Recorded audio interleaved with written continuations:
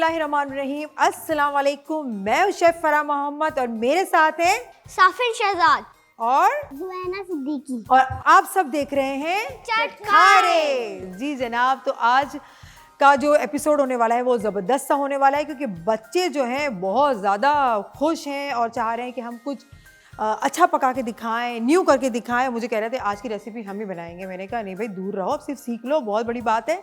लेकिन खाना बनाने से पहले क्या करना चाहिए?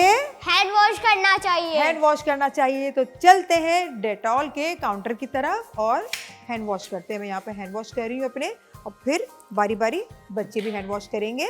और ये ज़रूरी है, आप खाना बनाएं तो अपनी सफाई का ख्याल रखें, क्योंकि जब आप अपनी सफाई का ख्याल रखेंगे तो घर वालों की सफाई का भी ख्याल हो ही जाएगा। तो चले जी, अब साफिन आप आ जाएं। मैंने अपने हाथ धो लिए डेटॉल से और फिर ज़ोयना अपने हैंड वॉश करेगी। फिर हम चलेंगे अपनी कुकिंग की तरफ। और ये आप ज़रूर ख्याल रखें कि पानी को ज़्यादा आप ज़ाया ना करें। हाँ, हैंड वॉश बहुत अच्छी तरीके से करें, लेकिन बहुत सारे लोगों की आदत होती है कि वो सोप ले रहे होते हैं तब भी पानी जो बह रहा होता है। तो जो जितनी ज़रूरत है उतना पानी इस्तेमाल करें। तो ये भी एक छोटी सी नेकी है, क्योंकि आप पानी का इस्तेमाल अगर कम करेंगे या बिल्कुल आपके मुताबिक करेंगे तो दूसरों को पानी जो है वो अच्छी तरीके से मैसर आ सकेगा। आपको पता है डेटॉल कूल 5 डिग्री तक बॉडी को कूल रखता है। वाह! और उसके साथ डेटॉल कूल, मेंथोल और फ्रेशनेस के साथ देता है 99% जरासीम का खात्मा। तो चलते हैं हम अपनी रेसिपी की तरफ स्टार्ट करते हैं। और आज की रेसिपी क्या है? बहुत ही ज़बरदस्त सी रेसिपी है। हम बना रहे हैं पोटैटो एक्लेयर्स। एक्लेयर्स तो चॉकलेट होती है। यार इतना अटैक हो गया।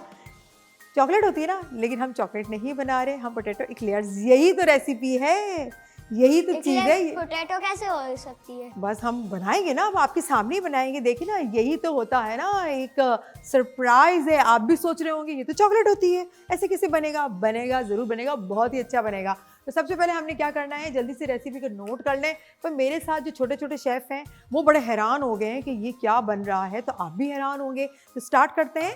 सबसे पहले मैं यहाँ पे क्या करूँगी कि मैं यहाँ पे ऑयल, क्योंकि देखिए मैंने चूल्हा जो है उसको अभी ऑन नहीं किया, क्योंकि हम स्टेप बाय स्टेप आपको सिखाते जा रहे हैं कि हमें इसको बनाना कैसे है।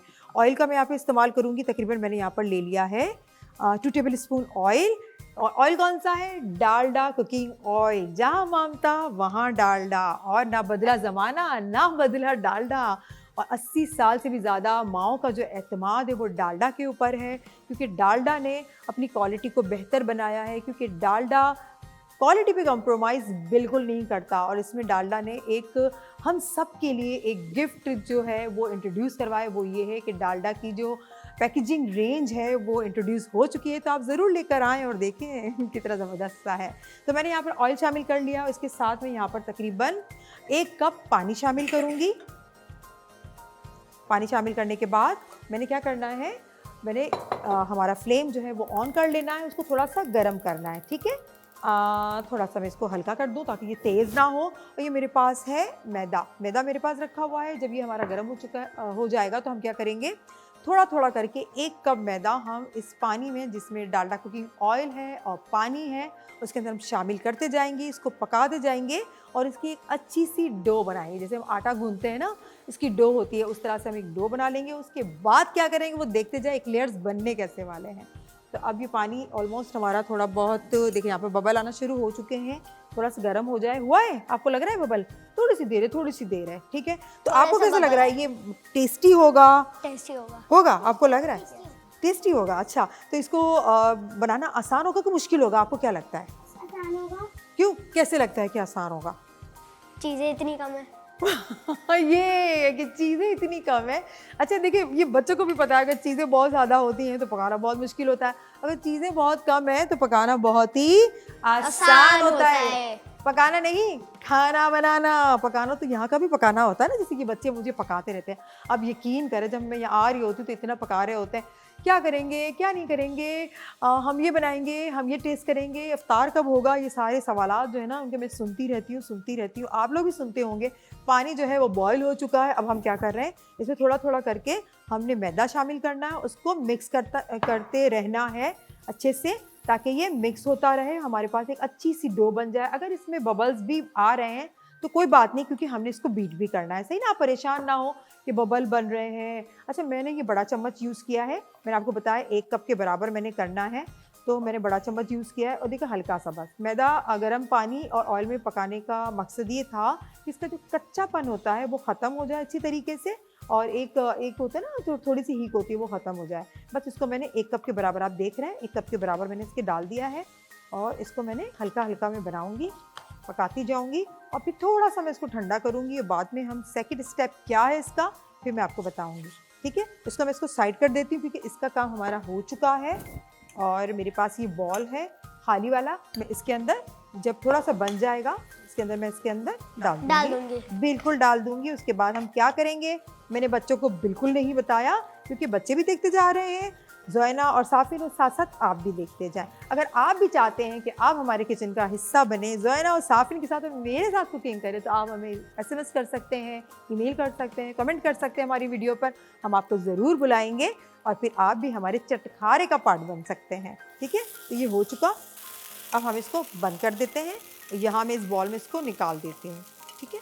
मैंने इसको निकाल दिया, ये एक डो सी बन गई है ना, जैसे कि होता है ये डो सी बन चुकी है। इसको थोड़ा सा ठंडा कर देंगे, इसको हिलाएंगे थोड़ा सा तो ये ठंडा हो जाए। इसमें धुआं बहुत ज़्यादा आ रहा है। ठंडा होने के बाद हम इसमें क्या करेंगे, मेरे पास ये 3 अंडे हैं, 3 एग्स मेरे पास। मैं डालूंगा। आप करेंगे? चलिए सही, आप करेंगे, दोनों करेंगे भाई, ये दोनों को ही काम करना है। 3 अंडे, ज़रा ये थोड़ा सा ठंडा हो जाए, एक एक करके हम अंडा इसके अंदर एक आप एक मैं एक ही हम तीनों ये बराबर हो गए ना, डिवाइड कर दिया कि एक एक किसी कोई नाराज़ ना हो।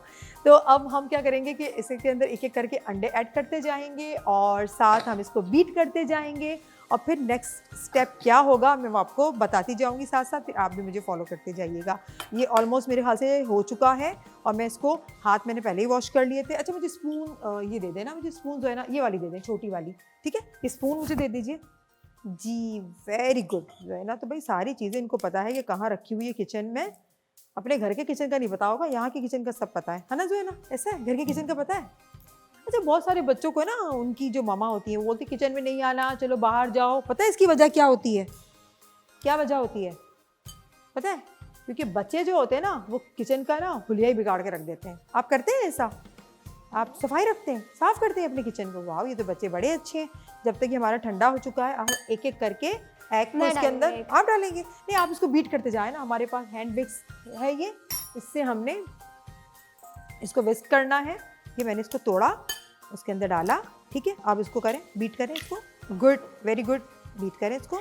अच्छा फोक की मदद से भी कर सकते हैं, इलेक्ट्रिक बीटर की भी मदद से कर सकते हैं, जो आपके घर में अवेलेबल है आप उसकी मदद से इसे कर सकते हैं। लाई मैं कर लेती हूँ, ठीक है, मैं इसको कर लेती हूँ। इस तरह से करते हैं। यार ये देखें सबके सब आ गए। बच्चों मुझे करने देना, ये बीच बीच में जो ये काम होता है ना ये बड़ा ख़राब होता है। एक एक करके हम ऐड करते जाएंगे और इसके साथ हम इसको 3 अंडे हमने करने हैं मिलाने। चले चले करें। ये सब मेरे पास इतने करीब आके खड़े हो गए हैं, मुझे पता नहीं क्या बन रहा है। ये इनको लग रहा है ना कोई न्यू रेसिपी बन रही है। अरे मैं कहाँ से डालूँ, मुझे तो कोई जगह तो दे दो, जगह तो दे दो मुझे कोई। सही है, चले आ जाए आप लोग करें, चले करें, आ जाए छोटू शेफ़ आप लोग करें। मैं आपको साइड पे कर देती हूँ इन चीज़ों को, अच्छे से बीट कीजिएगा। हो गया, अब मैं हाथ लगा लूँ, एक कर लूँ? हाँ आप बहुत प्यारा प्यारा कर रहे हैं, मैं कर लूँ? लाए मुझे दे दो, अच्छे से मिक्स कर लूँ इसको। जब हम इसको मिक्स करते जाएंगे अच्छे से मिक्स हो जाएगा। इसके साथ साथ हम हमारे पास ड्राई मसाले हैं वो भी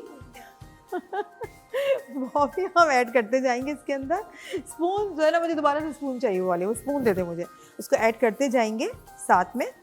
अच्छा यहाँ पे मेरे पास से पार्सले, ये हर्ब है, आपको इजीली मिल जाता है। जो है ना, ये रहा, ये मैं इसके अंदर मैं ऐड कर लेती हूँ। अच्छा इसकी खुशबू बहुत अच्छी होती है, और हेल्थ के पॉइंट ऑफ व्यू से देखा जाए तो ये आपके विटामिन सी से भरपूर होता है, हड्डियों को मजबूत करता है। तो आप पार्सले जो है ड्राई मिल जाता है आपको फॉर्म में, आप उसको यूज़ करें। उसके साथ अजवाइन है, अजवाइन भी आपकी सेहत के लिए बहुत अच्छा है, आपके हाजमे के लिए बहुत अच्छा है, लेकिन इसकी क्वांटिटी का ख्याल रखना चाहिए। 1/2 टीस्पून मैंने इसके अंदर ऐड किया है कुटी हुई लाल मिर्च। और क्योंकि ये बच्चों के लिए बन रहा है, और बड़े भी तो खाते ही खाते हैं, लेकिन बच्चे जो है वो शौक से खाते हैं, तो हम इसमें 1 टीस्पून कुटी लाल मिर्च। इसकी खास बात ये कि ज़्यादा स्पाइस इसके अंदर स्पाइसीपन नहीं होता, तो बच्चे इजीली खा सकते हैं। काली मिर्च पाउडर, ब्लैक पेपर, वो मैं इसमें बिल्कुल 1/4 टीस्पून ऐड करूँगी। सॉल्ट हो गया, सॉल्ट को मैं इसके अंदर ऐड करने वाली हूँ 1 टीस्पून। हाँ, इसको मिक्स करती जाएँ, जो है ना, इसको मिक्स करती जाएँ, ठीक है। अच्छा अब मेरे पास है चिली सॉस, ये मैं इसमें तकरीबन 1 टेबल स्पून इसके अंदर ऐड करूँगी। और जोएना को तो भाई बड़ा जोश आ गया है और वो कह रही कि मैं इसको मिक्स करके रहूँगी। ठीक है, अच्छे से मिक्स करें। पोटैटोज़ मेरे पास रखे हुए थे, मैंने इसको अच्छे से बॉईल कर लिया है, बॉईल के बाद मैश्ड कर दिया है इसको, और उसके बाद मैं इसके अंदर ऐड करूँगी। ऐड कर लें और देखिए बच्चे कितना इंजॉय कर रहे हैं इसे। अच्छे से मैश करें।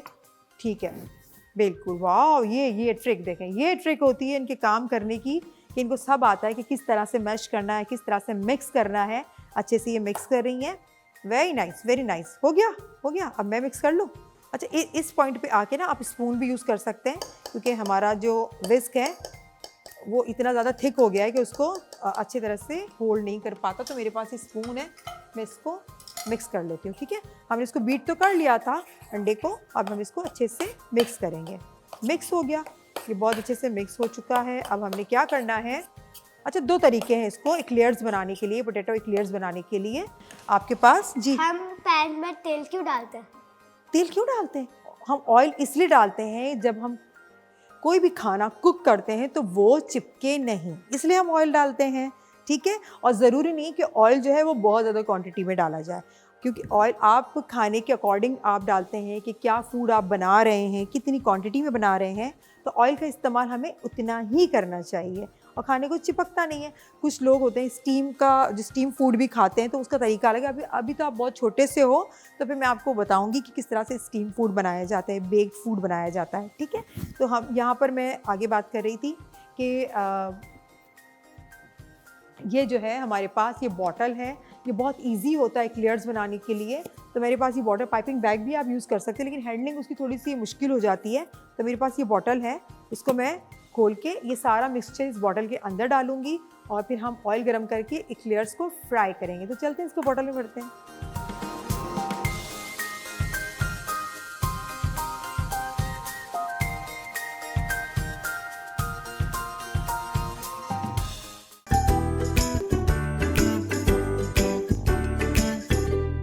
बॉटल में हमने इस मिक्सचर को भर दिया है और डालडा कुकिंग ऑयल को मैंने गर्म करने के लिए रख दिया है। अब हम इससे पोटैटो एक्लेयर्स बनाएंगे। इसको नीचे की तरफ ले आएंगे। बिस्मिल्लाहिर्रहमानिर्रहीम।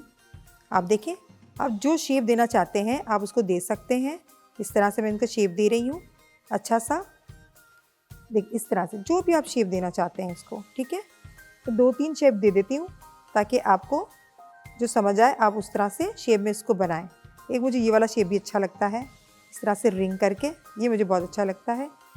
हमने सारे एक्लेयर्स बना लिए हैं और डिफरेंट शेप के बनाए हैं, क्योंकि बहुत ही ये थोड़ा सा मुश्किल हो जाता है, लेकिन बनाने का मकसद ये है कि बच्चों को अट्रैक्शन आए, बच्चे इसे खाएं, क्योंकि अलग अलग शेप की, जैसे मैंने इस डिश के बारे में बताया कि पोटैटो एक्लेयर्स, तो बच्चों की फ़ौरन से आवाज़ निकली है ये तो चॉकलेट के होते हैं। तो अब जब बच्चों को ये डिश पता लगेगी तो बच्चे भी शौक से खाते हैं। इसको कुकिंग टाइम जो होता है थोड़ा सा ज़्यादा होता है, क्योंकि इसके अंदर मैदा है, आलू है, इसको पकने में थोड़ा सा टाइम लगता है ताकि प्रॉपर तौर पे ये पक जाए। एक साइड से बन जाएंगे तो हम इसको पलटेंगे और ये हमारे एक्लेयर्स तैयार हो जाएंगे। और जब ये बन रहे हो तो बार बार आपने इसके अंदर चमचा नहीं घुमाना है, क्योंकि ये टूट भी सकते हैं। आप देख सकते हैं छोटे बड़े साइज़ के, और कोई किसी में मिक्स नहीं हो रहा, ये अच्छे तरीके से फ्राई हो जाएगा। फिर हम इसको निकाल लेंगे। इसको थोड़ा सा टिश्यू पेपर हमने रख दिया है इसको ड्राई करने के बाद, और फिर हम इसको अच्छे से इसकी प्लेटिंग करेंगे। तो ये बन रहा है और एक तरफ से बन जाए, और आपको मैं पलट के दिखा देती हूँ। देखिए इतना खूबसूरत सा कलर है, ये बिल्कुल भी नहीं चिपक रहा है और ये बन रहा है। कैसा लग रहा है आपको ये? अच्छा लग रहा है ना? ये बिल्कुल चेंज। अच्छा, बीच में ना बच्चे भी कह रहे थे हम इसमें करें, मैंने कहा नहीं आप नहीं करें, क्योंकि ये ऑयल बहुत ज़्यादा गर्म है, हाथ जल सकता है, तो थोड़ा सा आप ख्याल करें। तो बस ये बनते जाएंगे और ये फ्राई होते जाएंगे। कुछ इसके अंदर से थोड़ा सा सॉफ्ट है, वो अच्छी तरीके से बन जाए टोमेटो केचप के साथ, और वैसे भी खाएं तो बहुत अच्छे लगते हैं, लेकिन केचप के साथ बच्चे खाते हैं, चिली गार्लिक सॉस के साथ खाते हैं। चलिए वो इनको बहुत ज़्यादा स्पाइसी लगता है। हाँ, मेयोनीज़ के साथ आप खा सकते हैं, आप बहुत सारी चीज़ों के साथ इसको खा सकते हैं। और वैसे भी रमज़ान है, अफ्तार में बच्चों को बना के दें, आप सहरी में बच्चों को बना के दें, और रमज़ान के बाद जब बच्चे आपका लंच बॉक्स लेके जाते हैं तो उसमें भी आप उनको डाल सकते हैं ना, और ब्रेकफास्ट भी करवा सकते हैं बच्चों को, तो अच्छा लगेगा ये सारा। और ये देखिए ये वाला जो है तैयार है, कितने अच्छे फ्राई हुए हैं। आप यहाँ देखिए कितने अच्छे फ्राई हुए हैं और कितने क्रिस्पी से हैं। ये बिल्कुल भी नहीं टूट रहे, बिल्कुल भी एक दूसरे से नहीं चिपक रहे हैं, ये हमारे बन चुके हैं। अब मैं क्या करूँगी, मैं इसको यहाँ रख दूँगी ताकि ये थोड़ा सा ऑयल जो है वो टिश्यू पेपर में आ जाए, और हमारे एक्लेयर्स जो हैं बच्चों के लिए बहुत ड्राई हो जाए और अच्छे लगेंगे। देखिए कितने अच्छे तरीके से ये फ्राई हुए हैं, क्रिस्पी से फ्राई हुए हैं। और आप इसे खाएं, एंजॉय करें। अच्छा, बच्चा पार्टी होती है ना, जब बच्चे अपने फ्रेंड्स को बुलाते हैं, कंबाइंड स्टडी के लिए बुलाते हैं या ईद पे बुलाते हैं, तो आप इसको बना के बच्चों को खिला सकते हैं। ये मैं यहाँ पे निकाल के और इसकी हम अच्छी सी प्लेट जो है उसको हम गार्निश करते हैं। तो देखें किस तरह से गार्निश होती है। पोटैटो एक्लेयर्स तैयार हैं जो कि बहुत ही ज़बरदस्त लग रहे हैं। अफ्तार में हम इसे टेस्ट करेंगे, आप भी ज़रूर बनाइएगा। और अब हम चलते हैं हमारी नेक्स्ट रेसिपी की तरफ।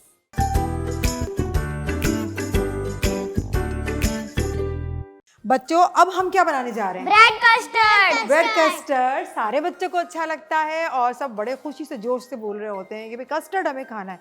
तो मैंने सोचा थोड़ा सा इसको चेंज कर देते हैं, न्यू रेसिपी कर देते हैं, तो बच्चों को और ज़्यादा पसंद आएगी। तो हमने सबसे पहले क्या करना है, हमारे फ्लेम को ऑन करना है और थोड़ा ज़रा डर गई, हाँ आँच तेज़ हो गई ना, कोई बात नहीं, हो जाता है। सबसे पहले हम अपना मिल्क को है उसे गर्म करेंगे अच्छी तरीके से, फिर उसके बाद हम तैयारी करेंगे।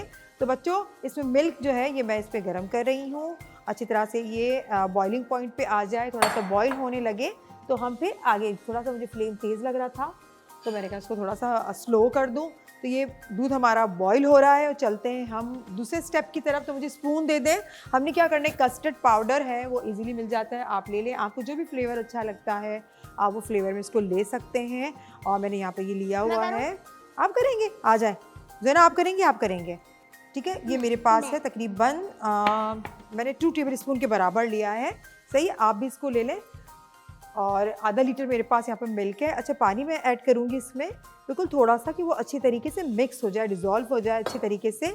तो हमने क्या करना है, हाँ बस थोड़ा सा, अब बस मेरे हाथ सही है। इसको अच्छी तरह से मिक्स करें। ज़ैना आप कर लें, साफिना आप कर लें, ताकि इसके अंदर छोटे छोटे से लम्स होते हैं ना, गुठलियाँ, वो ना रहें और अच्छी तरीके से ये मिक्स हो जाए पानी के अंदर। अच्छा, आप चाहें तो इसको ठंडे दूध के अंदर भी शामिल कर सकते हैं, चाहे तो थोड़े से पानी में भी शामिल कर सकते हैं, वो आपकी अपनी चॉइस होगी। तो मैंने यहाँ पे पानी इसके अंदर ऐड किया है। मिल्क जो है वो हमारा गर्म होने वाला है, थोड़ा सा गर्म हो जाता है तो हम इसमें फिर क्या करेंगे, जब तक मेरे पास ये बॉल था, इसमें मेरे पास ब्रेड पीसीज थे, मैं उसको इसके अंदर सेट करके रखूँगी। और ज़ोहरा, आपको मैंने ये काम दिया है ज़ोहरा, तो अपने आप को यूँ संवार रही है कि मैं अच्छी लग जाऊँ, है ना ज़ोहरा? अच्छा लग रहा है, मिक्स करना अच्छा लग रहा है, हाँ मुँह से बोलो ना, अच्छा लग रहा है, अच्छा लग रहा है। हाँ, अब ये गिर रहा है, अल्लाह, ये बच्चों के यही काम होते हैं, कोई काम दे दे तो काम में इतना इन्वॉल्व हो जाते हैं कि चीज़ें गिरा देते हैं। चलें, साफ़िन इसको टिश्यू पेपर से आप साफ़ करें, हाथ नहीं लगाइएगा, टिश्यू पेपर से इसको साफ़ करें, हमारे काउंटर को साफ़ करें। साथ साथ आप सफाई का भी ख्याल रखें। तो आप कुकिंग करें और बच्चों को ये काम सारे दे दें ताकि बच्चे इसी चीज़ों में लगे रहें, ठीक है। तो ये सफाई हो रही है और हमारा मिल्क जो है यहाँ पर अच्छी तरह से बॉईल होने की तैयारी पर है। बस थोड़ा सा बॉईल हो जाए, देखिए यहाँ पर बबल्स आना शुरू हो गए हैं, ये बॉईल हो चुका है और बस इसका कच्चापन जो होता है वो ख़त्म हो जाए। उसके बाद हमने क्या करना है, ये कस्टर्ड मेरे पास है, ये मैं इसके अंदर ऐड कर दूँगी, थोड़ा थोड़ा करके उसको हिलाती रहूँगी और इसको मैं पकाती रहूँगी। अभी तक मैंने इसमें शुगर शामिल नहीं किया, अब मैं इसके अंदर शुगर शामिल करूँगी, ठीक है। मैं इसको हिलाती रहूँगी और मुझे पूरा चाहिए होगा। अगर आप देखें कि ये बहुत ज़्यादा गाढ़ा हो रहा है तो आप इसको छोड़ दें, इसको ऐड करना, लेकिन 2 टेबल स्पून बहुत होता है। अच्छा, मेरे पास ये शुगर है, यहाँ पर मैंने तकरीबन 3 टेबल स्पून मैंने भर के शुगर रखा था, तो मैं इसके अंदर ये ऐड कर दूँगी। क्योंकि कस्टर्ड हम खाते थोड़ा सा मीठा ही अच्छा लगता है। अगर आपको मीठा ज़्यादा पसंद नहीं तो 2 टेबल स्पून कर लें, लेकिन कोई भी हम डिज़र्ट बनाते हैं तो वो मीठा ना हो तो हमें वो मज़ा आता ही नहीं है। हाँ, वो अलग बात है, अगर आप डाइट पे हैं तो फिर आप 0 कैलोरीज शुगर भी यूज़ कर सकते हैं, लेकिन रमज़ान में तो सब चलता है भाई, सारी डाइट एक तरफ हो जाती है और आपने एक ही महीना होता है, एंजॉय करें सारे फूड को। और ये देखिए थिक होना शुरू हो गया है, यहाँ पर इसको अच्छे से हिलाते जाना है। अगर आप इस पॉइंट पे कस्टर्ड को हिलाना बंद कर देंगे तो 2 नुकसान होंगे। एक तो क्या होगा, ये बहुत ज़्यादा गुठलियाँ बन जाएंगी और सेकंड ये लग जाएगा और इसमें से जलने की बू आएगी, है ना। दूध जब हम ज़्यादा गर्म कर लेते हैं तो दूध लग जाता है पतीली में या पैन में, तो क्या होता है, स्मेल आती है ना। जब आप दूध पी रहे होते हैं तो स्मेल आती नहीं आती समटाइम? आप दूध पीती हैं, पीती हैं ना, और आप पीते हैं दूध, तो हमें ऐसा लगता है कि इसमें स्मेल आ रही है। तो जब भी कुकिंग करें तो आपने बहुत ही एहतियात के साथ आपने कुकिंग करनी। देखा, अभी ये बातों ही बातों में गाढ़ा होना स्टार्ट हो चुका है। अच्छा, मैं यहाँ पे एक छोटी सी टिप भी आपके साथ शेयर कर लूँ। बहुत सारे लोग मुझे ये बात करते हैं या हम उसे डिस्कस करते हैं, मैसेज करते हैं कि हम जब कस्टर्ड बना रहे होते हैं तो जब इसे ठंडा करते हैं तो वो बिल्कुल जम जाता है, केक की तरह हो जाता है। वो क्यों होता है, उसकी वजह क्या है? जब आप उसे बना रहे होते हैं, जब वो आपके चूल्हे पे ही होता है तो आप उसी वक्त इसको गाढ़ा कर देते हैं। आपने इस हद तक इसको बनाना है कि इसकी कंसिस्टेंसी इस तरह से होनी चाहिए, रनिंग होनी चाहिए। जब ये रनिंग होगा तो क्या होगा, जब वो ठंडा होगा तो वो केक की तरह नहीं जमेगा, वो क्रीमी फॉर्म में होगा, है ना। वो क्रीमी फॉर्म में होगा। तो ये मैंने आपको एक टिप दे दी कस्टर्ड को बनाने का तरीका क्या होना चाहिए। वरना क्या करते हैं, हम ये सोच रहे होते हैं कि नहीं जब तक ये गाढ़ा ना हो जाए ना फिर इसको सेट नहीं करेंगे। तो ऑब्वियसली जब आपने इसको गाढ़ा गाढ़ा करेंगे, जमाएंगे, तो वो केक बन जाएगा, तो वो अच्छा नहीं लगेगा। कस्टर्ड यहाँ पर हमारा तैयार हो चुका है। अब हम इसे क्या करेंगे, हम इसे इसको सेट करेंगे। किस तरह से इसको हमने असेंबल करना है, इसमें नहीं डालना, इस बाउल में डालना है अच्छे से, क्योंकि इसे अच्छी सी गार्निश करेंगे। सही बच्चों। तो ये मैं यहाँ पर ले लेती हूँ, मेरे पास ब्रेड के पीसेस से, हमने कोई फ्राई नहीं किया, क्योंकि जब गरम गरम कस्टर्ड जाएगा तो इसके अंदर कस्टर्ड का टेस्ट जब जाएगा तो वो बहुत अच्छा लगेगा। आपको लगेगा आप इसे आइसक्रीम खा रहे हैं, आपको इतना अच्छा लगेगा। इसको मैंने यहाँ पे सेट करके रख देना है और उसके ऊपर मैं कस्टर्ड डालूंगी ताकि आपको ये ब्रेड का भी आपको एक टेस्ट मिले और साथ साथ आपको कस्टर्ड का भी मिले। ठीक है ना। समझ में आ गया कितना आसान है, किस तरह से बनाया जाता है इसको, कोई मुश्किल नहीं है। अब इसको पकड़ें साफिन, आप इसको यहाँ रखें। अब मैं इसको यहाँ से उठा लेती हूँ, ये थोड़ा सा गर्म है, मैं टिश्यू पेपर ले लेती हूँ यहाँ पर उठाने के लिए। टिश्यू पेपर की मदद से मैं इसके अंदर, इसके ऊपर पोर करूँगी ताकि आपको दिख भी रहा होगा जो ना थोड़ा सा हट जाए। हाँ सही है, ठीक है। अब मैंने इसको पोर करना शुरू कर दिया। जी जनाब, कितना अच्छा लग रहा है। ओके, बस इतना। बाकी मैं दूसरे बॉल में मैं इसको सेट करूँगी। इसको फेंक दे। ये हमारे कस्टर्ड यहाँ पर आपको दिख रहा होगा। साइड में अब मेरे पास ये है पिस्ता चॉप किया हुआ। देखिए कितना खूबसूरत कलर लग रहा है, पिंक, वाइट एंड ग्रीन, कितना खूबसूरत लग रहा है ना। नहीं, मैं आपको बता रही हूँ किस तरह से इसको डालते हैं। यहाँ पर आए, तो साफिन को बड़ा शौक है कुकिंग का। जो है ना, आपको शौक नहीं है? आपको शौक नहीं है कुकिंग का, है ना? तो आप तो कुछ बोल ही नहीं रही, आप तो बस देख रही हो, सोच रही हो कब बनाएंगी इसको, आप कब बनाएंगी। सीख रही हैं अभी आप? ये जोयना तो सीख रही है, वो कह रही है कि मैं सीख रही हूँ, जब मैं सीख जाऊँगी तब मैं बनाऊँगी। लेकिन साफिन कहते हैं कि मुझे नहीं सीखना, मुझे खाना बनाना है। ऐसा कहते हैं ना, मुझे खाना बनाना है, भाई जो भी हो जाए मैंने खाना बनाना है। लेकिन हमने साफिन को भी थोड़ा रोका हुआ है कि ठहर जाए, अभी नहीं बनाना। अच्छा, मेरे पास ये अशरफी है, देखिए कलर कितना प्यारा लग रहा है। जब बच्चों को आपने खाना खिलाना हो ना तो अट्रैक्शन बहुत ज़्यादा ज़रूरी है। तो इसी तरह से मैंने यहाँ पर अशरफी से गेम मैंने की है कि बच्चे जो है ना वो खाने की तरफ लपक कर आए कि भाई कि अच्छा आप जेलीज भी डाल सकते हो उसके अंदर ना बना के, ये भी इसके अंदर ऐड कर सकते हैं। लेकिन समटाइम वो बहुत खट्टी होती है तो बच्चों का गला ख़राब हो जाता है, तो इसलिए मैं आपको ज़्यादा इसका रिकमेंड नहीं करूँगी। और यहाँ पर मैंने अशरफी ग्रीन कलर की और रेड कलर की, ये मैंने अशरफी इसके अंदर ऐड कर ली है। और आप ये देखिए कितना खूबसूरत लग रहा है। और बात ये थोड़ा बहुत है ना, ये पिस्ता हम यहाँ ऐड कर लेंगे।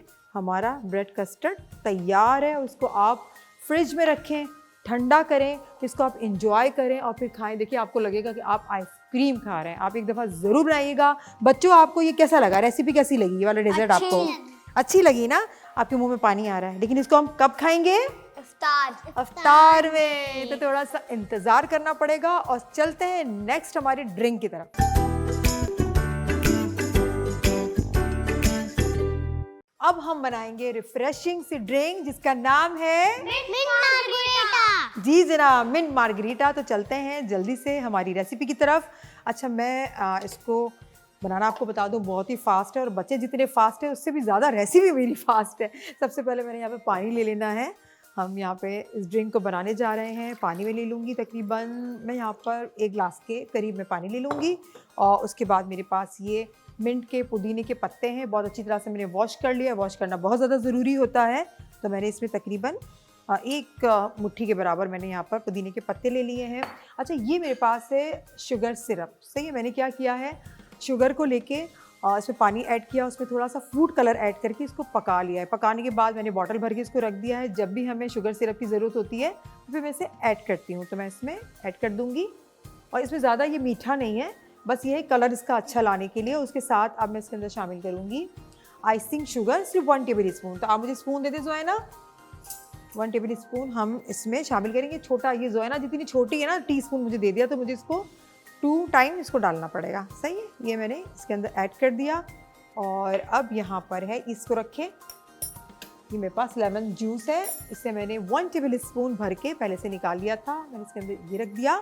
और यहाँ पर मेरे पास है ये सोडा ड्रिंक है जो इजीली मिल जाती है, आप थोड़ा सा अभी डालेंगे, उसके बाद थोड़ा सा हम इसको ग्लास में पोर करेंगे। अब हमने क्या करना है, बस जूसर ब्लेंडर चलाना है और हमारी इतनी अच्छी ज़बरदस्त सी ड्रिंक जो है वो तैयार है।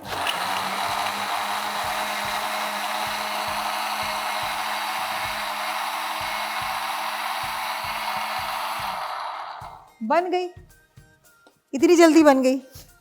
अब आप तो सीख गए होंगे ना कितनी आसानी से ये बन जाती है। ये बन चुकी है और उसके कलर्स देखिएगा कितने अच्छे खूबसूरत से, डार्क एंड लाइट, कितने अच्छे कलर्स हैं। और हमारे पास ये ग्लास रखे हुए हैं, इस ग्लास में मैं इसको, खुशबू देखें, रोजे में खुशबू कैसी है, बहुत अच्छी है। नहीं अभी नहीं मिलेगा, कब मिलेगा आपको ये? सहरी इफ्तार। देखिए भाई, इनको सहरी याद आ गई है, सहरी मिलेगा, इफ्तार में मिलेगा। बच्चों को रोज़ा बहुत ज़्यादा लग रहा है, जबकि बच्चों का रोज़ा नहीं है, छोटे बच्चे ना, अभी कहाँ रोज़ा रखेंगे। तो हमने इसको यहाँ पर ग्लास में पोर करना है, आधा करना है, जैसे मैंने आपको बताया था कि सोडा को फिर इसके अंदर हम पोर करेंगे, इसके अंदर ऐड करेंगे, फिर ये एक अच्छा सा इसका कलर आएगा और टेस्ट भी बहुत अच्छा होगा। हाफ ग्लास कर लेना है हमने। जी जनाब, और मेरे पास ये सोडा था। अच्छा, इसकी ख़ास बात पता है क्या? इसकी ख़ास बात ये है कि कम कम चीज़ें यूज़ करके ज़्यादा ड्रिंक आप बना लें, तो ख़ास बात यही है ना।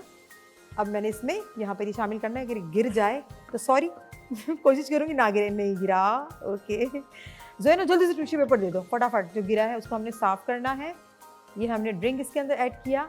अब आप इसके कलर देखिए कितने खूबसूरत से कलर आ रहे हैं। हमारा मार्गरीटा तैयार है और ये जोयना इसकी सफाई जारी है और सारी है। इसको मैं यहाँ रख देती हूँ ताकि जोयना इसको अच्छे से साफ़ कर ले। ये तैयार हो गया हमारा ड्रिंक और आज की हमारी सारी रेसिपीज़ कंप्लीट हुई। और अब जो मैं चलूँगी मेरे इस हमारे चटखारे के जो बहुत ही फेमस हमारा जो हमारी बातचीत है, चिट चैट है, या फिर सेगमेंट में इसको कहूँगी हमारा छोटा सा किस्सा कहानी की तरफ, जिसमें हम हमारे अंबिया के किस्से कहानी सुनाते हैं। तो चले आप सुने मेरे साथ।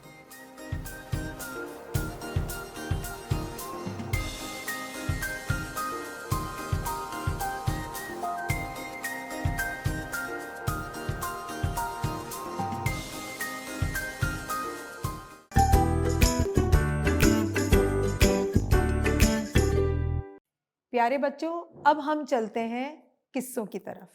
आज का किस्सा बहुत ही अच्छा किस्सा है और इससे आपको बहुत ज़्यादा अच्छा लेसन मिलेगा और अल्लाह की हिकमत का और सब्र का और बहुत सारी चीज़ों का। आप जब ये किस्सा सुनेंगे तो आपको इससे एक सबक हासिल होगा। आज का किस्सा है हमारे प्यारे नबी हज़रत नूह अलैहिस्सलाम का किस्सा। हज़रत नूह अलैहिस्सलाम मशहूर है, जो कश्ती जो बनी थी उस हवाले से, दुनिया में पहली कश्ती बनी, किस तरह से बनी, हज़रत नूह अलैहिस्सलाम ने जो तबलीग का जो काम था वो कितने अरसे तक किया, हज़रत नूह अलैहिस्सलाम की उम्र क्या थी। तो आज का किस्सा इसी से रिलेट करेगा। सबसे पहले दुनिया में कौन आए थे? हज़रत आदम अलैहिस्सलाम। जब हज़रत आदम अलैहिस्सलाम आए, फिर उनकी औलाद आई, फिर इस तरह से दीन फैला और अल्लाह ताला ने इतनी नेमतें हज़रत आदम अलैहिस्सलाम को दी, उनकी औलाद को दी कि वो बहुत अच्छी ज़िंदगी गुजार रहे थे बहुत ही अरसे तक। फिर हज़रत आदम अलैहिस्सलाम की औलाद से हज़रत नूह अलैहिस्सलाम, उनकी नस्ल आगे बढ़ी। फिर क्या हुआ, अचानक से कुछ लोग ऐसे हो गए कि वो अल्लाह ताला ने जो नेमतें दी हुई थी, इनको रोज़ी दी हुई थी, इनको पानी दिया हुआ था, हवा और बहुत सारे अनाज दिए हुए थे, फिर उसकी जो है वो कदर नहीं करते थे। जब कदर नहीं करते थे तो क्या करते थे, वो अल्लाह ताला को भी भूल के बैठे हुए थे। उन्होंने क्या किया कि अपने हाथों से, मट्टी से, पत्थर से मूर्तियाँ बनाई, शक्लें बनाई, फिर उनकी वो पूजा करते थे। ठीक है, ये तो बहुत अजीब बात है ना कि हम अपने हाथ से कुछ चीज़ बना के, पूजा का क्या मतलब होता है? उसी से मांगना। पैदा हमें किसने किया? अल्लाह ताला ने पैदा किया। नेमतें हमें किसने दी? अल्लाह ताला ने दी। तो हमें अल्लाह ताला का थैंक यू करना चाहिए ना। ये तो बात नहीं हुई कि हम अल्लाह ताला को भूल के हम अपनी मर्ज़ी से मट्टी लें, पत्थर लें, चीज़ें लें, उनको बना के फिर हम इनकी पूजा करना शुरू कर दें, हम उनकी इबादत करना शुरू कर दें। ये तो गलत बात है ना। तो फिर क्या हुआ, आहिस्ता आहिस्ता जो था वो लोग ऐसे आ गए उसके अंदर कि वो लोग अल्लाह को छोड़ के इस तरह की इबादतें करते थे। अल्लाह ताला तो सारी चीज़ें जानते हैं, लेकिन हज़रत नूह अलैहिस्सलाम अल्लाह के प्यारे पैगंबर, अल्लाह के प्यारे नबी, इनको ये बात बिल्कुल नहीं अच्छी लगती थी। वो अफ़सोस करते थे कि लोग ऐसा क्यों करते हैं, जब हमारे अल्लाह ने हमें इतनी नेमतें दी हैं। फिर इन्होंने क्या किया, इन्होंने लोगों को दर्स देना शुरू किया। दर्स का मतलब पता है बच्चों क्या होता है? वो दर्स का मतलब ये होता है कि आप अच्छी बात दूसरों तक पहुंचाएं। जैसे मैं इस वक्त आपको अच्छी बातें बता रही हूँ, बहुत सारे लोग आपके गिर्द भी रहते हैं जो आपको अच्छी बातें बताते हैं और हमें उनकी बातें सुननी चाहिए, लेकिन वो तो अल्लाह के पैगंबर थे, वो तो अल्लाह के अहकाम, अल्लाह ने जो जो चीज़ें उतारी, जिस चीज़ की तरफ कहा कि हाथ बढ़ाओ ले लो तो उस चीज़ को कहा, जिस चीज़ का कहा कि उससे हट जाओ तो उससे हटना, तो ये होता है अल्लाह के अहकाम। वो लोगों तक पहुंचाते थे। उन्होंने तबलीग का काम शुरू किया, लेकिन लोग ऐसे थे, उनके जो दिमाग बिल्कुल बंद हो चुके थे, वो बिल्कुल शरीर हो चुके थे, शरारती हो चुके थे। वो हमारे हज़रत नूह अलैहिस्सलाम की बिल्कुल बात नहीं समझते थे। हज़रत नूह अलैहिस्सलाम बहुत परेशान हुए। और बच्चों आपको पता है हज़रत नूह अलैहिस्सलाम 900 साल से भी ज़्यादा उनकी उम्र थी। पता है आपको ये बात? नहीं ना, 900 साल तो बहुत होता है ना, उससे भी ज़्यादा इनकी उम्र थी और इतने साल उन्होंने अल्लाह की तबलीग में निकाल दिए।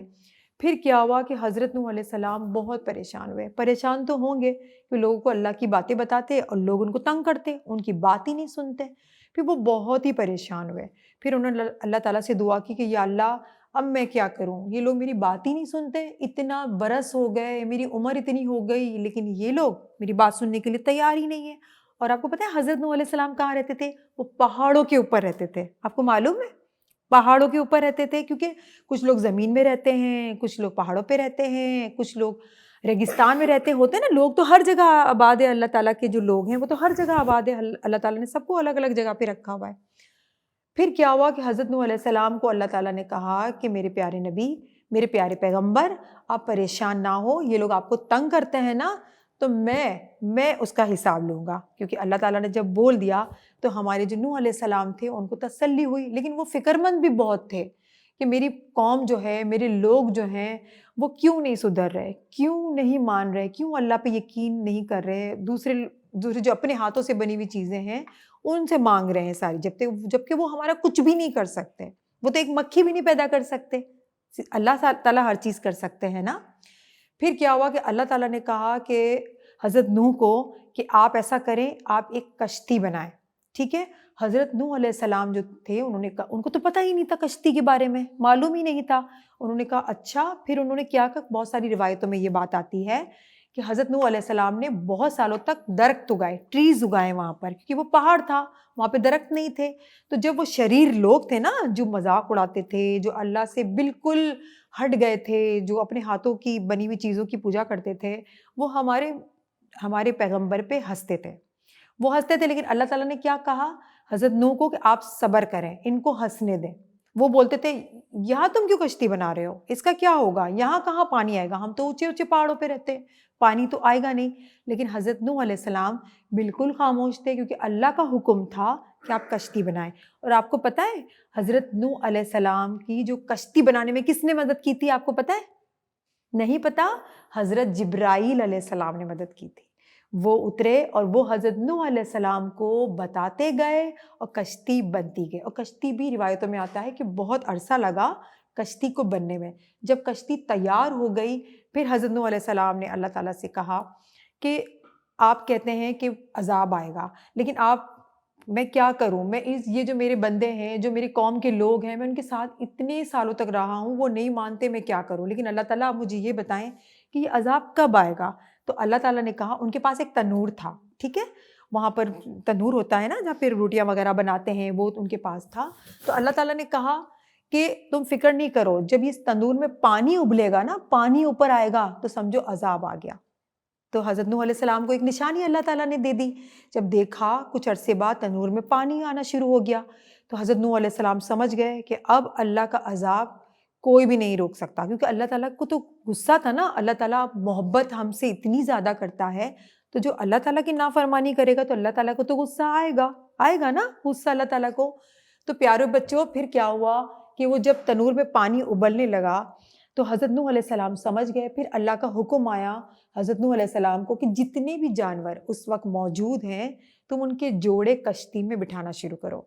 जब हज़रत नूह अलैहिस्सलाम ने जो जानवर थे उसके जोड़े जोड़े वो कश्ती में बिठाना शुरू किए, तो फिर वही उनकी कौम के लोग उन पे हंसने लगे। उनका काम था हंसना, वो अपने अंजाम से उनको खबर ही नहीं थी, उनको पता ही नहीं था, क्योंकि वो समझ रहे थे कि हम जो कर रहे हैं सही कर रहे हैं, अपनी मस्तियों में थे।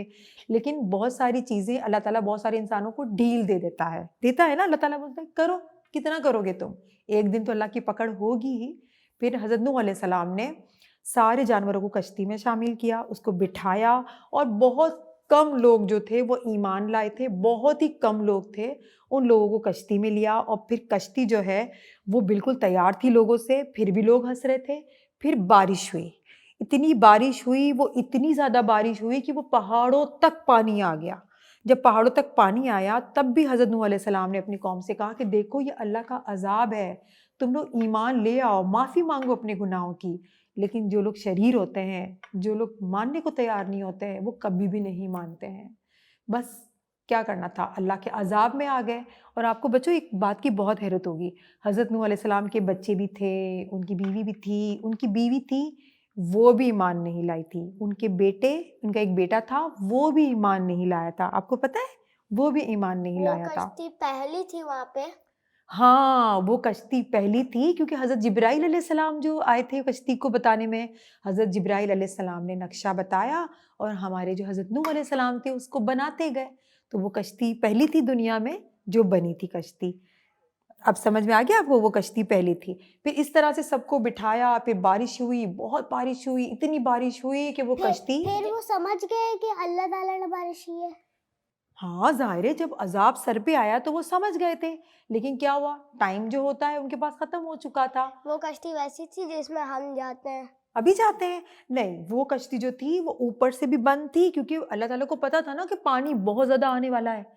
ऊपर से भी पानी बह रहा था, ज़मीन के नीचे से पानी आ रहा था, तो अल्लाह ताला ने उस कश्ती को पूरा पैक कर दिया था। ऊपर से भी बंद थी, वो नीचे से भी बंद थी कि पानी बिल्कुल भी अंदर नहीं जा सकता।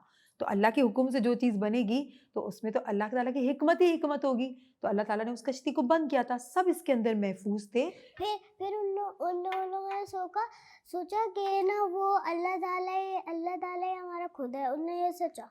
अभी तो उन्होंने नहीं सोचा, क्योंकि उनको लगता था कि हम ऊपर चढ़ जाएंगे, हम बच जाएंगे, उनको तो ऐसा ही पहाड़ों लग में रहा चढ़ था, जाएंगे। पहाड़ों में चढ़ जाएंगे। फिर जब हज़रत नूह अलैहिस्सलाम है, उनको अपने घर वालों की भी बहुत फिक्र थी, क्योंकि अल्लाह ताला ने कहा था कि हज़रत नूह अलैहिस्सलाम को कि मैं तुम्हारे घर वालों को भी बचा लूंगा और तुम्हें भी बचा लूंगा। फिर जब देखा कि हज़रत नूह अलैहिस्सलाम का बेटा है वो नहीं आ रहा, हज़रत नूह अलैहिस्सलाम बुलाते गए अपने बेटे को, अपनी बीवी को कि आ जाओ ईमान ले आओ। लेकिन उनके बेटे ने पता है क्या कहा, ऐसी बारिश में, ऐसी तूफानी बारिश में कुछ नहीं होगा मुझे, मैं तो यूं पहाड़ी की चोटी पे चढ़ जाऊंगा। हज़रत नूह अलैहिस्सलाम ने कहा बेटा ये अल्लाह का अजाब है, तुम नहीं बच सकते। जब ये कलाम हो ही रहा था, बातें हो ही रही थी, तो इतनी बड़ी मौज आई और हज़रत नूह अलैहिस्सलाम के बेटे को बहा के ले गई। लेकिन वो ईमान वाले नहीं थे, उनके बेटे और उनकी बीवी को भी। जब कश्ती चली तो हज़रत नूह अलैहिस्सलाम भी तो मासूम है, इंसान है, अल्लाह के बंदे हैं। तो उन्होंने आसमान की तरफ देख के कहा कि या अल्लाह आपने तो कहा था आपके घर वालों को मैं बचा लूंगा। तो अल्लाह ताला बहुत गफूर रहीम है और हिकमत वाला है। हिकमत की पता है क्या, क्या इसका मतलब होता है? हमें जो बात नहीं पता हमारे रब को पता है, हमारे अल्लाह को पता है, हमारा फ्यूचर पता है, हमारी चीज़ें पता है। तो अल्लाह ताला ने हज़रत नूह अलैहिस्सलाम को कहा कि ए नूह, तुझे नहीं पता जो मुझे पता है। तू, ये तेरे घर वाले थे ही नहीं, तू अपने घर वालों की फिक्र नहीं कर, क्योंकि अल्लाह ताला को बेहतर नवाजना था, बेहतर औलाद नवाजनी थी, बेहतर इनके दीन की तरफ लेके जाना था। तो वो तो ईमान वाले थे ही नहीं। फिर हज़रत नूह अलैहिस्सलाम मासूम थे, उन्होंने अल्लाह ताला से माफ़ी मांगी कि अल्लाह मुझे माफ़ कर। अल्लाह ताला ने उनको माफ़ कर दिया। और हम कितनी गलतियां करते रहते हैं, कितने गुनाह करते हैं ना हम लोग, लेकिन हमें ये गुनाह नहीं करने चाहिए। तो जो ये किस्से होते हैं इसका मकसद ये होता है कि हम हमारे नबियों से, हमारे पैगंबर से, हमारे अंबिया से हम कुछ तो सीखें, थोड़ी सी तो बात बच्चों सीखें, जिससे हमारी ज़िंदगी सुधर सके, हमारी आखिरत सुधर सके, जिससे हमारा अल्लाह राज़ी हो जाए। फिर ये जो कश्ती थी वो चलती रही, रिवायतों में आता है 3 महीने 2 महीने। तो इस तरह से कश्ती चलती रही। फिर पानी थमा, अल्लाह ताला ने हुक्म दिया बारिश को कि रुक जा। बारिश रुक गया, ज़मीन को हुक्म दिया पानी को जज़्ब कर ले, पानी सारा जज़्ब हो गया। फिर जो कश्ती थी हज़रत नूह अलैहिस्सलाम की, वो जोदी पहाड़ पर रुकी। फिर सब अल्लाह ताला ने हुक्म दिया हज़रत नूह अलैहिस्सलाम को कि तमाम लोग खुशकी के ऊपर आ जाएँ। फिर वो उतरे, अल्लाह को सजदा दिया, शुक्र अदा किया। फिर अल्लाह ताला ने क्या इनाम दिया हज़रत नूह अलैहिस्सलाम को? अल्लाह ताला ने उनकी उनकी जो नस्ल थी, जो रह गई थी, जो कश्ती में थे, उनको आबाद किया। और आपको पता है हज़रत नूह अलैहिस्सलाम के वाक़े के बाद जो हज़रत आदम अलैहिस्सलाम की औलाद दुनिया में आई थी और जो फली-फूली थी, वो सारी ख़त्म हो चुकी थी उनकी नाफ़रमानियों की वजह से। जो दूसरी नस्ल हुई, जो हम लोग सब हैं, वो फिर हज़रत नूह अलैहिस्सलाम की कश्ती में जो मोमिनीन सवार थे, वो उनकी नस्ल से हैं हम सब। तो देखें कितनी प्यारी हमारे अंबिया की बात है, कितने इन्होंने लोगों के ताने सुने, कितनी बातें सुनी। लोग हँसते थे हज़रत नूह अलैहिस्सलाम के ऊपर, लेकिन वो अल्लाह ताला के अहकाम से नहीं हटे, सब्र का दामन नहीं छोड़ा, अल्लाह की रस्सी को इन्होंने नहीं छोड़ा और अल्लाह पे इतना इन्होंने भरोसा किया कि आज हम लोग सब हैं। और अल्लाह का लाख शुक्र है कि अल्लाह पाक ने हमें मुसलमान पैदा किया, हमारे अंबिया के रास्तों पे हमें चलने वाला बनाया।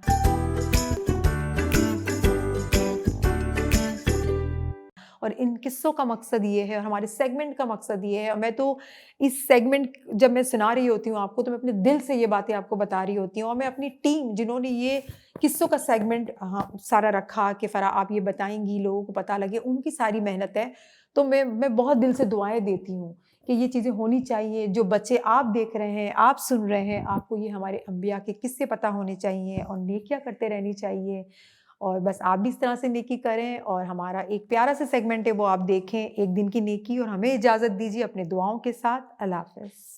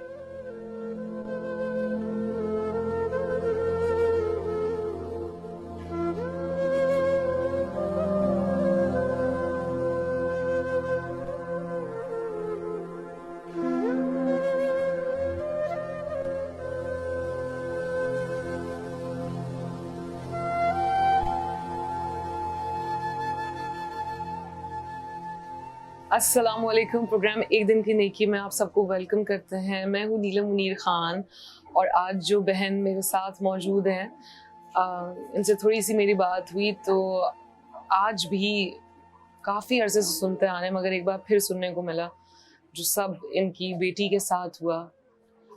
हैरान कुन है कि आज भी ऐसे लोग मौजूद हैं कि इनकी बेटी की शादी हुई और इनकी बेटी की बेटी हुई, तो जो इनकी बेटी के जो हस्बैंड थे, जो शौहर थे, वो छोड़ गए क्योंकि कहा कि औलाद जो थी पहली वो बेटी हुई है। किस किस्म के लोग हैं और इन्हें किस तरह समझाया जाए कि बेटियां तो रहमत होती हैं और बेटियां तो बहुत मेहनती होती हैं और माँ बाप के लिए बहुत कुछ करना चाहती हैं और वो करके दिखाती हैं। औलाद चाहे बेटा हो या बेटी, माँ बाप के लिए तो एक जैसे होते हैं। तो किस किस्म का बाप था। अस्सलाम वालेकुम। वालेकुम अस्सलाम। कैसी हैं आप? बस अल्लाह की शुक्र ठीक हूँ। बस ये आपकी बेटी का तो मैंने बताया क्योंकि जी। बहुत हैरान जी, कुन जी। बात है और इस तरह से, जी लेकिन साथ में आपके जो घर में बच्चे हैं जी। वो भी बीमार हैं, है ना? 3 बच्चे हैं, मतलब मैं 3 बच्चे हैं। जी। तो उनके बारे में थोड़ा सा बताएं। तो उनके बारे में ये 2, मतलब एक मेरा अपनी पेट का, मतलब बड़ा बेटा बीमार है तिलिस्म, उसके बाद 2 बच्चे सही सलामत हुए। उसके बाद दूसरा जो बेटी हुई है तो वो 6 अभी 7 साल की है, वो भी बीमारी, वो तो कुछ ज़्यादा बीमार है। तो उसको एनी टाइम अस्पताल खून लगाना पड़ता है। तो बस ये मेरी उम्र इसी में जाएगी, जो अल्लाह ताला ने मेरी अभी उम्र जो बची है वो मेरे बच्चों की, बस मैं कुछ भी करूँ या किसी से भी मांग लो, कुछ भी करूँ, मुझे इन बच्चों को पूरा ही करना है कि मैं माँ हूँ, मुझे ये पूरा करना है। अच्छा, मैं इससे पहले कि आपसे मजीद बात करूँ, आप मुझे ये बात बताएं कि जो मैंने आपकी बेटी के बारे में बताया, आपको बुरा तो नहीं लगा? नहीं, अगर आपको बिल्कुल लगा नहीं तो लगा, आपको वो बिल्कुल बिल्कुल जायज़ है, वो तो दुनिया को पता है। अच्छा, हाँ, वो सबको पता है। मेरी बेटी नवासी बहुत क्यूट है, बहुत खूबसूरत है, माशाल्लाह। यकीन करें बहुत खूबसूरत है, लेकिन बस उसने छोड़ दिया। जब 13 दिन का था उसने छोड़ दिया। मेरी बल्कि मैं 2 बेटी थी, अभी 3 बेटी हो गई। माशाल्लाह। मैं हिम्मत नहीं हारती हूँ। मेरे 3 बच्चे बीमार हैं, तब भी मैं बहुत मजबूत होकर घर चला रही हूँ। माशाल्लाह। तो आपके हस्बैंड भी हैं, वो भी बीमार वो हैं? बहुत बीमार है, वो तो हर दिन उसके लिए तो और ज़्यादा पैसे चाहिए मुझे। क्यों? जो उनका कभी सीना दर्द और हाथ पैर तो उनका काम ही नहीं करता है। घर बैठे बैठे बस ये उनको बस। अब जो बड़ा वाला बेटा जो अल्लाह ताला ने मुझे बाजू दिया था वो और ज़्यादा बीमार है। फैक्ट्री में भेज नहीं सकती मैं। लोग बस बोलते करे माँ है देखो। क्या बोलते हैं? अब मैं दायरे माँ बाप के घर आ जाती हूँ, कभी बहन भाई से मांग लेती हूँ, किसी बड़ी बहन एक पैसे वाली थोड़े बहुत पैसे उनके पास, और उनके घर में जैसे बर्तन धो लिया, अब मेरी बहन मदद करती मुझे, ज़्यादा 500 दे दिया, 1000 दे दिया। यानी आप अपनी बहन के घर में जाके काम करती हैं? हाँ, अपनी मेहनत से आप? अपनी मेहनत से जी। तो लोग बोलते देखो अपने औलादों को काम नहीं करा रहा खुद काम। तो मेरी औलाद जब फ़ोन लगता है हफ्ते में, अब महीने में 2 दफ़ा लग रहे हैं फ़ोन, पहले तो साल में लगते थे। तो क्या करें अभी मैं बस। और कौन लोग बोलते हैं? मोहल्ले वाले, रिश्तेदार, कौन बोलता है? अब तक ये बात कौन पहुंचा? मतलब जैसे रिश्तेदार तो वो देख रहे हैं अपनी आंखों से, कभी कभी मोहल्ले वाले, फिर देखता तो वो जब बच्चा अस्पताल में दिन रात, मैं तो एक से हो तो दूसरा को ले जाती कि तीनों बच्चे इस तरह हैं। तो एक को फोन लगा के आते, दूसरा फिर 2 महीने के बाद वो पड़ गए। तो मतलब आइडिया जो कैप्सूल है ना वो जी, वो एक कैप्सूल का डिब्बा इतना सा आता है 4500 का, और तीनों बच्चे के लिए मुझे हर महीने में लाना पड़ता है, क्यों 2 टाइम वो हाइडी कैप्सूल पिलाना पड़ता है और बहुत महंगा होता है। तो क्या करूं, बस अल्लाह है मेरे सर पे बस। और माँ के आके रो लेती हूँ, बस आती हूँ अम्मी के आगे, जब दिल की बहुत वो होता है, बोझ होता है, फिर अम्मी को पकड़ के रोती हूँ तो थोड़ा बहुत मैं सही हो जाती हूँ। फिर बस मेरी माँ मेरी मजबूती है, बस मैं उनके आगे रोती हूँ ना तो मेरी गम हल्का हो जाते। तो आपसे क्या बात करती हैं? कोई बस बोलते बेटा कुछ भी हो, तुझे तो अपनी बच्चा पालना है ना, इन लोग को जिंदा रखना हो तो कुछ भी कर बेटा, बिग मांग, बहन की घर जा, बहन भाई से मिलकर रहे। मतलब जैसे बहन कभी कभी गुस्से से बोलता है एनी टाइम, तो लेकिन हमें सर झुका, जिनके घर आप काम भी करती हैं। अच्छा। हाँ, तो मम्मी बोलती है सर झुकाया कर बेटा, तेरी औलाद ऐसे क्या कर। बड़ी बहन आपकी? छोटी बहन? बड़ी बहन है, सबसे बड़ी बहन है आपकी। तो आप क्या समझती हैं कि मतलब आपका महीने का जो गुजारा है कितने पैसों में हो सकता है, जिसमें घर का खर्चा भी है, राशन भी है, बीमारियां भी हैं? बेटे को, बड़ा वाला बेटे को कॉप से और आलू की उबाल के आलू ये जब ठेला में लगा देती जैसे, तो अच्छा। मेरा बच्चा वो बेचता है, और तो एक बच्चा मस्जिद में लगाया मैंने। थोड़ा बहुत जैसे रमजान में कुछ राशन उधर से दे देते हैं, राशन जैसे रमजान में, और 3-4 महीने में जैसे 1 बोरी दे दिया, 1 किलो आटा, 10 किलो आटा, 1 किलो घी, 1 किलो तेल, इस तरह अल्लाह ताला मुझे गुजारा। और बहन भाई से ले लेती मैं बस। और फूल बनाती हूँ, कुछ वो कागज़ का फूल होते हैं, अच्छा। हाँ, वो भी घर बैठे बैठे हम बनाती हूँ। कभी नक वाला फराक होता है, जैसे नग लगाते हैं हम लोग अक्सर इधर, आप कभी भी इंशाल्लाह आएंगे तो देखेंगे, नग लगाते हैं हम लोग कपड़े में, लोग फराक देते हैं 100 रुपए की पूरा फराक नग लगाते हैं हम लोग जी। तो मेरी यहाँ पे काफी लोगों से बात हुई है माशाल्लाह। देखिए अब आप भी अपना गुजारा करने के लिए एक नए कहने को 100 काम कर रहे हैं कि जी, जाके बहन के पास भी काम कर रहे हैं, नहीं खुदा तो बच्चों को भी काम पे लगाया हुआ है। तो ये जो बच्चे आपके घर के अभी पढ़ रहे हैं या नहीं पढ़ रहे? कोई पढ़ रहा है? अभी मेरी इतनी गुंजाइश नहीं है, और बेटी जो हमारी बहुत बीमार रहती है, 7 साल की जो बेटी है ना बहुत बीमार रहती है, उसको मैं पढ़ा नहीं सकती हूँ। और ये इसको अल्लाह ताला से ये उम्मीद होती है मेरा पोता थोड़ा मजबूत होगा, उससे ज्यादा। आपने अपनी बहू का भी बताया था मुझे। हाँ, वो बस अल्लाह ताला के प्यारे हो गए बस। क्या करूं, मेरी नसीब ऐसे, तकदीर ऐसे। आपको पता है कि जो आपके हालात हैं ना, जी इन हालातों से बहुत सारे लोग गुजर रहे हैं, गुजरे होंगे और गुजरेंगे भी। लेकिन जिंदगी की कोई गारंटी नहीं कल किसके मैडम, साथ क्या हो जाएगा। लेकिन मैं समझती मेरी जैसे जिंदगी अल्लाह ताला किसी दुश्मन को भी नहीं दी। जिसके 3 बच्चे थैलेसीमिया की मरीज हो, आप खुद ही सोचें। नहीं, आप पता है आपके साथ अल्लाह का खास करम है। आप इतना सब कुछ होने के बावजूद आप लाखों लोगों से बेहतर हैं। अल्लाह ने आपको सेहत भी दी है, औलाद भी दी है, सुकून भी दिया है। जी देखिए, औलाद भी अल्लाह की तरफ से आजमाइश ही होती है। मैं इतनी सारी माओ से यहाँ पे मिली हूँ जिनकी जवान औलाद जो है नशे में है, ये माओ पे हाथ उठा रही है, जी सब तकलीफ में है। शुक्र मेरे बच्चों को मैं अल्हम्दुलिल्लाह। जी। मैं आपको यही हिम्मत दिला रही हूँ कि इंशाअल्लाह ताला अल्लाह बहुत बड़ा मेहरबान है, सब बहुत अच्छा होगा। और ये जो प्रोग्राम हमारे जितने भी लोग देख रहे हैं, अगर आप मेरी बहन की मदद करेंगे तो मैं कहती हूँ कि बहुत अच्छा हो जाएगा। इनके हालात में बेहतरी आएगी, इनके बच्चों का जो इलाज है वो बहुत अच्छे से हो पाएगा। इस जगह का नाम क्या है? अलीक बशागोट, सो क्वार्टर, इब्राहिम हैदरी। तो आपकी मैं लोगों से रिक्वेस्ट करूंगी, जिस तरह आपने भी कहा है कि अगर लोग आके इनकी हेल्प कर सकें तो प्लीज करें। ये तो कैमरे के सामने और मेरे सामने जब हम लोग बात कर रहे होते हैं तो हम लोग इतनी बातें ज़ाहिर नहीं कर पाते हैं, हमें भी थोड़ा सा ख्याल करना पड़ता है। लेकिन जब आप इनके साथ बैठेंगे तो आप यकीन जाना आपका दिन भी बहुत अच्छा गुजरेगा। जब मैं आपको पता है यहाँ से मिल के जाती हूँ ना सबसे, तो मैं घर जाके सिर्फ सोच रही होती हूँ और मैं देख रही होती हूँ और मैं अल्लाह का बहुत शुक्र अदा करती हूँ कि यार अब तेरा शुक्र है कि मेरी ज़िंदगी में भी बहुत सारे आजमाइश हैं। कभी ज़िंदगी में ये नहीं सोचना, कभी किसी को मत देखना कि ये तो पूरा कंप्लीट है, कोई भी नहीं होता। जी जी हाँ, कोई भी नहीं, हम सब पे आजमाइश है। किसी को दिया है अल्लाह ने, उस पे है कि क्या वो जमा करके रखता है, निकालता है, लोगों की मदद करता है। और किसी पे आजमाइश है इस तरह की, जैसे कि आपने बताया कि बीमारी है, तो ये सब खत्म हो जाना है। दुनिया तो वक्त ही है, मगर बात यह है कि कौन किसके काम आता है। बस जी मैडम, बस अल्लाह से मैं एक ही दुआ मांगती हूँ, मैं मरूँ तो मेरे तीनों बच्चे भी मेरे साथ साथ मरे। मैं अल्लाह से इसीलिए इनका कोई वो नहीं है। अगर जब तक मैं जिंदा हूँ ना, इनका इलाज मैं ही कर सकती हूँ। जैसे मैं उधर जाऊँ अस्पताल में पहचान दूँ, लेकिन इनकी तो आगे पीछे देखने वाला नहीं, कोई भी नहीं है, अल्लाह के सिवा और कोई भी नहीं। मैं बोलती हूँ अल्लाह मुझे साथ साथ हमारी सबके एक ही साथ, और अल्लाह से हमेशा ये दुआ मांगती, रात को भी दिन को भी, बस ये दुआ मेरी।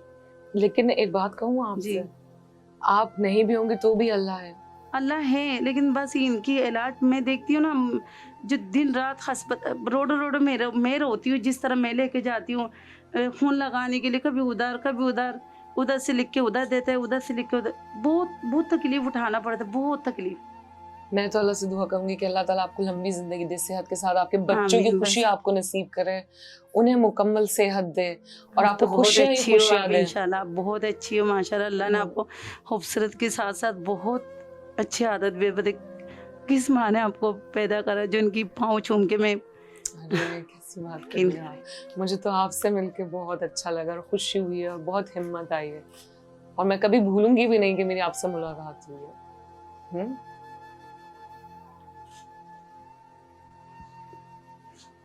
अपना बहुत बहुत ख्याल रखना। मैं उम्मीद करती हूँ कि हम जो बात कर रहे हैं इसका असर होगा लोगों पे, लोग सोचेंगे, इस तरफ आएंगे और मदद करेंगे और आगे बढ़ेंगे। जिस चैनल के थ्रू हम आए, प्लेन एंटरटेनमेंट उनका नाम है, उनकी तरफ से आपके लिए ये कुछ कैश है और राशन है और ईद के जोड़े हैं। मैं दुआ करती हूँ कि आपका रमजान बहुत अच्छे से गुजरे, आपकी ईद बहुत अच्छे से गुजरे और आप खुश रहें। आप खुश रहेंगे यकीनन, मुझे ना इस चीज़ की बहुत तसल्ली होगी इंशाल्लाह। बस दुआ मांगिएगा आप, बस मेरे बच्चों के लिए दुआ मांगिएगा, इन बच्चों के लिए बस। अल्लाह पाक ने भी सेहत दे।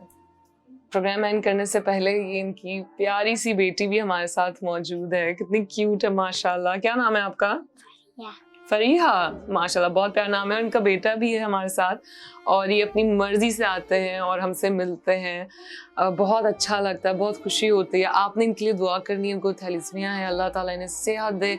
मगर मैं आपको बताती चलूँ कि ये बीमारी वाहिद वो बीमारी है जिसका अगर हम खुद चाहें कंट्रोल कर सकते हैं। वो कैसे कि शादी से पहले अगर आप टेस्ट करवा लें कि अल्लाह ना करे कहीं आपको ये बीमारी तो नहीं है, अगर आपके टेस्ट में आ जाता है तो आप उस पर कंट्रोल कर सकते हैं, ताकि आपके बच्चे जो हैं जब ज़िंदगी में जब आपके बच्चे हों तो वो इस बीमारी से महफूज रहें। अपना बहुत ख्याल रखिएगा। एक दिन की नेकी देखने का बहुत बहुत शुक्रिया। और आप बहुत अजीम माँ हैं, आपने बात ऐसी की तो आप इस काबिल हैं कि आपने इतनी मेहनत की और आप अपने बच्चों से इतना प्यार करते हैं। आपने अभी भी कहा कि मुझे बहुत प्यार है इनसे, तो आपके असल में तो आप जैसी माँ हैं और भी बहुत सारी माँ हैं जो अपनी औलाद की तकलीफ़ के लिए, घर को संभालने के लिए अपनी खुशियों को साइड पर रख देती हैं।